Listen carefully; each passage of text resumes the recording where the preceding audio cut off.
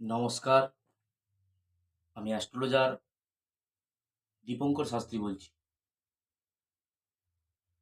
আজকে আপনাদের সামনে এসেছি বিশেষ কয়েকটি টোটকা নিয়ে। তো সর্বপ্রথম আমি দেবাদিদেব মহাদেবের চরণে আমার শতকোটি প্রণাম।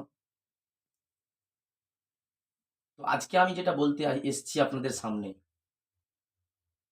বিনা পয়সায় বা আপনাকে যদি কেউ দান করে, এমন কিছু জিনিস আছে যেগুলো আপনার জীবনে নানান সমস্যার সম্মুখীন আনতে পারে।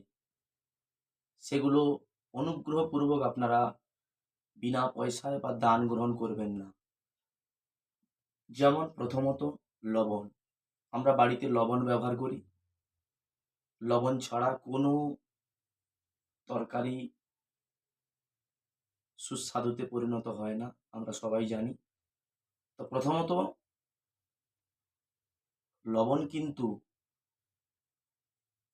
খুবই গুরুত্বপূর্ণ একটি পদার্থ। লবণ,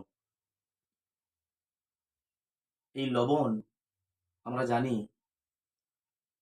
লবণের সঙ্গে শনিদেবের অর্থাৎ কর্মফলদাতা যিনি, যাকে আমরা বড় বাবা অর্থাৎ গ্রহরাজ বলে জানি, সেই শনিদেব যদি আপনি বিনা পয়সায় বা দানে লবণ বাড়িতে আনেন, আপনি চরম বিপত্তির মুখে পড়বেন। এরপরে আসি তেল।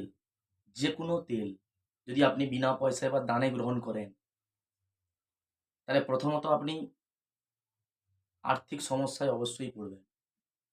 শাস্ত্রে বলা আছে তেলের সঙ্গে কর্মফলদাতা বড় বাবার এক গুরুত্বপূর্ণ সংযোগ রয়েছে। তাই আপনি যতটা পরিশ্রম করে অর্থ উপার্জন করেন, সেই অর্থ দিয়েই যতটা পারেন আপনার শারীরিক সমস্যা, রোগব্যাধি এবং পরিবারকে সুস্থ রাখার জন্য আপনি বিনা পয়সায় বা কারোর দেওয়া দান কোনো প্রকারের তেল গ্রহণ করবেন না। আরেকটি জিনিস না বলে পাচ্ছি না, কোনো লোহার দ্রব্য। আপনারা জানেন লোহাকে শনিদেব কতটা ভালোবাসে, আমরা জানি। তো কোনো শনিবার, বিশেষ করে কোনো শনিবার